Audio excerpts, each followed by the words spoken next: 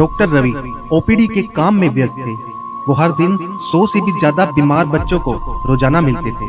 वो इस काम को किसी मशीन की तरह हर दिन किया करते। उनके सहायक ने उनके चैम्बर में आकर उन्हें बताया, 2 औरतें एक बच्चे को लेकर आई हैं। बच्चा सांस भी बड़ी मुश्किल से ले पा रहा है। आप कहे तो उन्हें अंदर भेजूं? डॉक्टर ने हाँ में सर हिलाया। एक बूढ़ी औरत और एक जवान औरत डॉक्टर के चैम्बर में आई। बूढ़ी औरत ने अपने हाथों में एक 1.5 साल का बच्चा पकड़ रखा था। दोनों के मटमैले कपड़े और शारीरिक हालत देखकर डॉक्टर ने उनकी आर्थिक परिस्थिति को समझ लिया। डॉक्टर ने इशारे से दोनों को अपनी टेबल के पास वाली कुर्सी पर बैठने के लिए कहा। डॉक्टर ने पूछा, बताइए माँ जी, क्या हुआ है बच्चे को? माँ जी बोली, 3 दिनों से मेरे बच्चे को जुकाम हो रहा था और आज तो बड़ी मुश्किल से सांसें ले पा रहा है। साहब देखिए जरा, बड़ी तकलीफ में है मेरा लाल।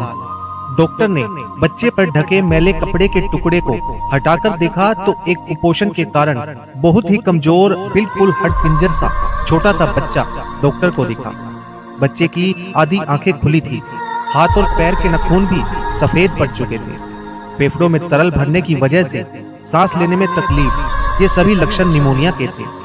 डॉक्टर ने माँ जी से कहा, देखिए माँ जी, बच्चे की हालत बहुत गंभीर है। उसे तुरंत शहर के बड़े सरकारी अस्पताल में दाखिल करवाना पड़ेगा। हो सकता है वहां पर उसे श्वास की मशीन की जरूरत पड़े। वह मेरे पास नहीं है, लेकिन उस अस्पताल में है। आप इसे तुरंत वहां पर ले जाइए।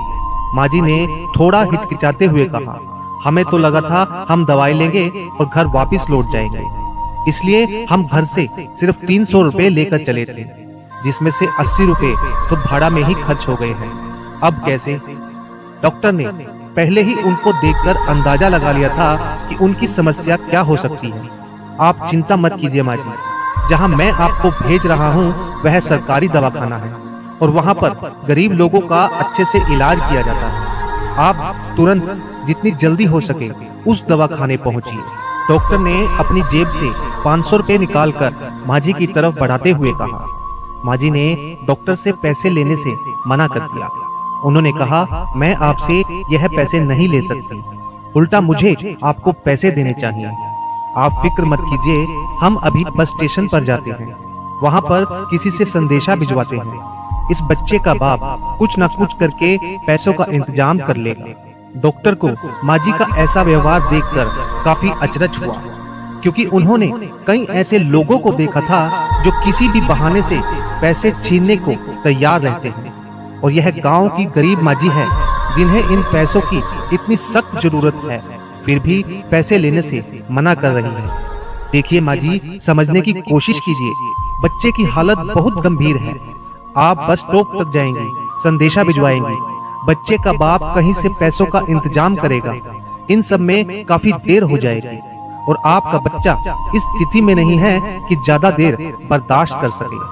हो सकता है थोड़े ही सही आपसे बाहर से कुछ दवाएं या इंजेक्शन मंगवाए जाए, तब आपको इन पैसों की जरूरत पड़ सकती है। अब ज्यादा सोचने में समय ना गवाइए, और भी पैसों की जरूरत पड़े तो हिचकिचाइएगा नहीं, मेरे पास आ जाइए, ऐसा डॉक्टर ने कहा। दोनों ही औरतें पैसे लेना नहीं चाहती, लेकिन उनकी मजबूरी थी या फिर बच्चे की बिगड़ती हालत, उन्होंने बेमन से पैसे ले लिए और अस्पताल की तरफ रवाना हो गए। डॉक्टर रवि फिर से अपनी उसी मशीनी दिनचर्या में लग गए। 3 दिन बाद उनका सहायक फिर से उनके चैम्बर में आया और डॉक्टर से कहने लगा, सर, एक बूढ़ी औरत आपसे मिलना चाहती है। डॉक्टर ने कहा, तो तुमने उन्हें नहीं बताया कि मैं बच्चों का डॉक्टर हूँ? सहायक ने कहा, नहीं सर, आप समझे नहीं। आपको याद होगा कुछ दिन पहले 2 औरतें एक बच्चे को लेकर आपके पास आई थी। बच्चे की हालत बहुत खराब थी, उन्हीं 2 औरतों में से एक है। डॉक्टर रवि अपने रोज के बिजी शेड्यूल के चलते इस बात को कब का भुला चुके थे। सहायक के बताने पर उन्हें याद आ गया और उन्हें लगा कि शायद उन्हें और पैसों की जरूरत पड़ी होगी, इसलिए आई होगी। उन्होंने उस माँ जी को अंदर भेजने के लिए कहा। माँ जी चैम्बर में आई और डॉक्टर ने उनसे बच्चे का हालचाल पूछा। माँ जी ने अपने हाथ में रखे 500 के नोट को डॉक्टर के सामने बढ़ाते हुए कहा, यह लीजिए साहब, आपके रुपए, इसमें से 1 रुपया भी दवाइयों के लिए इस्तेमाल नहीं हुआ। अस्पताल में पहुंचते ही बच्चे ने दम तोड़ दिया था। उस दिन तो हम लाश लेकर घर चले गए थे और आज जब अंतिम संस्कार हो गया है तो आपके पैसे लौटाने आई है। बूढ़ी माँ जी की यह बात सुनकर डॉक्टर अचंभित रह गया।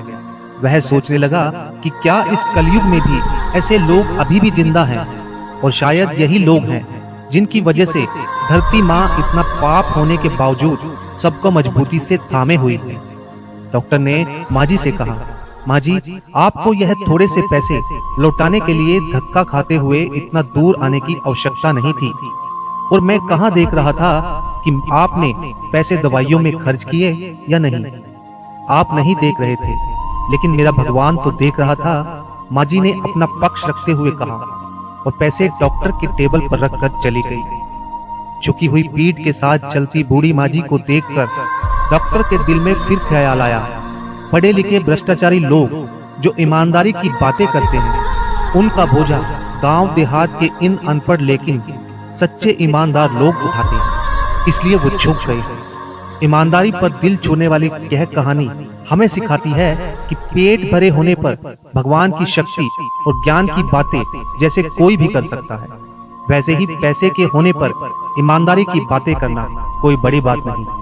बड़ी बात तो तब है जब आपके पास सभी चीज वस्तुओं की कमी हो और फिर भी आप अपनी नैतिकता पर अड़े रहे। दोस्तों, वीडियो पसंद आए तो वीडियो को लाइक शेयर जरूर करिएगा, और अगर हमारे चैनल पर नए हैं तो हमारे चैनल को सब्सक्राइब भी जरूर करें। धन्यवाद।